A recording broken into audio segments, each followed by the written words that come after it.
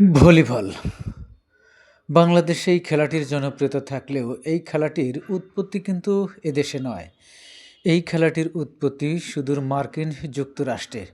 ১৮৯৫ সালে এই খেলাটির উৎপত্তি হয়ে এখন কিন্তু পৃথিবীর বিভিন্ন দেশের মতো বাংলাদেশেও তরুণদের এক পছন্দের খেলার মধ্যে এটি একটি।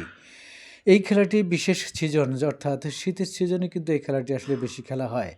শীত মৌসুমের বিকেলবেলায় কিশোর, তরুণ, উদীয়মানদের একটি প্রিয় খেলা এই ভলিবল। আর এই খেলাটি কিন্তু খেলতে গেলে অবশ্যই বেশ কয়েকজন প্লেয়ারের দরকার হয়। এখানে শীত নিবারণ অর্থাৎ শীতকে দূরে ঠেলতে তরুণদের কিন্তু একটি বিশেষ উদ্যোগ এই ভলিবল খেলা।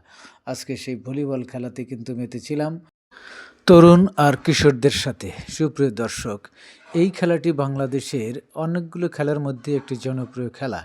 এই খেলাটি কিন্তু তরুণরা বেশিরভাগ খেলে থাকেন। আর এই খেলাধুলার মাধ্যমে শিশু, কিশোর এবং তরুণদের মধ্যে যে একটি আনন্দ, উদ্দীপনা এবং একে অপরের সাথে ভ্রাতৃত্বপূর্ণ সম্পর্ক, সৌজন্যতা তৈরি হয়, সেটি কিন্তু অন্য কোনো মাধ্যমে আসলে এতটা তৈরি হয় না খেলার মধ্যে যতটা হয়। সুপ্রিয় দর্শক, আপনারা দেখতে পাচ্ছেন এই ভলিবল খেলায় প্রায় ২২ জন খেলোয়াড় কিন্তু এখানে অংশ নেয়। এই ২২ জনের মধ্যে ২২ রকমের মন মানসিকতা থাকলেও একই চিন্তার, একই পরিকল্পনা সকলের মধ্যে তৈরি হয় কিছু সময়ের জন্য।